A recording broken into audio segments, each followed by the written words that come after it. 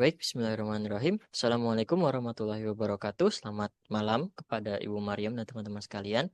Saya Abdurrahman Harits akan menjelaskan sedikit tentang eh, transformasi geometri, yaitu gusuran atau shear. Dan kalau misalnya kita dengar kata gusuran gitu ya, ini sekilas mirip-mirip lah sama geseran gitu, dari katanya doang. Nah, tapi sebenarnya mereka itu jauh berbeda. Kalau gusuran ini, pertama dia ada invariant line atau garis yang tidak bergerak sebagai acuan gusuran tersebut. Dan ada shear factor, yaitu perbandingan antara distance a point moves due to shear, jadi sejauh apa suatu titik gitu ya, di gusurnya sejauh apa gitu, sama uh, si jarak tegak lurus antara titik tersebut dengan si garis invarian atau garis yang tidak bergerak tadi. Kalau contohnya di sini kita punya CAB ya. Di C-nya itu digusur sampai jadi C aksen ya. Kita punya AB-nya itu tidak bergerak, berarti AB-nya invariant line. Nah, di sini kita dikasih tahu gitu ya.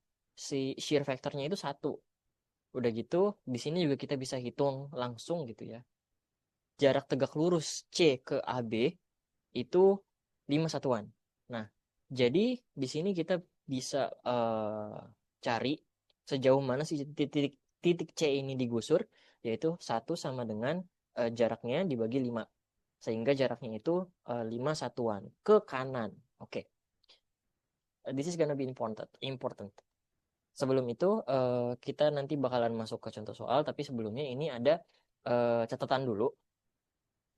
eh, Kalau invariannya itu sumbu X, berarti kita bisa pakai persamaan matriks yang seperti ini untuk mencari X aksen Y aksennya. Lalu yang invariannya sumbu Y juga ada di sini. Oke, kita coba langsung masuk ke contoh soalnya. Di sini sudah saya buat. Di sini pertama saya punya bangun CDE. Ya, CDE itu eh, kita langsung pakai aja garis invariannya itu sumbu X yang bawah sini. Nah, berarti eh, kalau misalnya shear factornya satu, di sini saya pakai shear factornya satu ya. Kita bisa cari masing-masing titik ke sumbu X itu jaraknya berapa, jarak tegak lurusnya ya.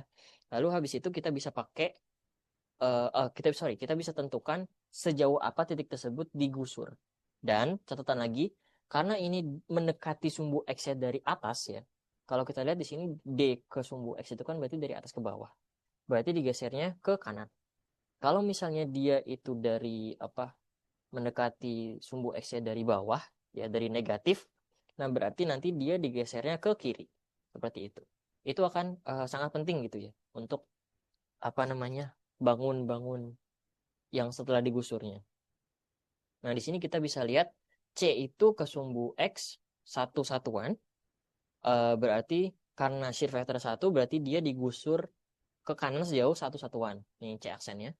Begitupun juga dengan D dan E, ini bisa dihitung sendiri jarak perpendikularnya ke sumbu X, dan apa namanya di sini bisa ditentukan D aksen dan E aksennya. Dan di sini ada ketentuan lagi untuk luasnya ya. Di sini kita bisa lihat luas dari CDE itu 8,5. Lalu luas C aksen, D aksen, E aksen itu juga 8,5. Nah, jadi sebenarnya cara mudah untuk mengetahui ini betul gusuran atau bukan, atau bagaimana cara memastikan gusuran yang kita lakukan itu sudah benar atau belum gitu. Jadi kita bisa hitung luasnya gitu ya. Jadi nanti kalau luasnya sudah sama dan jaraknya itu sesuai, berarti gusurannya itu sudah benar. Nah, lanjut kita ke, nah ini. Saya punya bangun OMN. Nah, ini akan digusur. Dengan invarian lainnya itu sumbu Y dan shear factornya itu satu.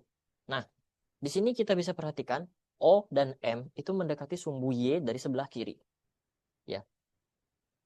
Eh, Sedangkan yang titik N itu mendekati sumbu Y dari sebelah kanan. Nah, berarti N itu akan akan digusur ke atas. Sedangkan O dan M akan digusur ke bawah. Karena itu tadi mendekatinya dari positif dan negatifnya itu penting gitu ya. Nah, di sini karena shear factor satu bisa kita langsung tentukan aja O ke sumbu Y itu satu ya dari kiri, berarti dia digusur ke bawah satu satuan. Terus si M itu dia ke sumbu Y jaraknya 2 satuan. Berarti dia digusur ke bawah 2 satuan. Karena tadi shear faktornya kan 1. Untuk yang N, itu dia mendekati sumbu Y-nya dari kanan. Berarti dia digeser ke atas. Udah gitu jaraknya 2. Jarak perpendikular ya tadi ya. Jangan lupa. Itu penting, sangat penting sekali.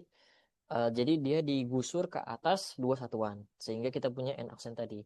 Nah, di sini sekali lagi kita harus cek juga luasnya gitu ya. Nah, di sini kita punya luas si OMN itu 4,5. Lalu luas setelah digusurnya itu 4,5 juga. Berarti gusurannya sudah sesuai. Oke. Mungkin itu saja yang dapat saya sampaikan. Kurang lebihnya mohon maaf. Ini uh, akan lebih mudah untuk dipahami kalau kita latihannya diperbanyak gitu ya. Jadi sebenarnya hafalannya sedikit, cuman ya gitu, bentuk soalnya yang sangat beragam.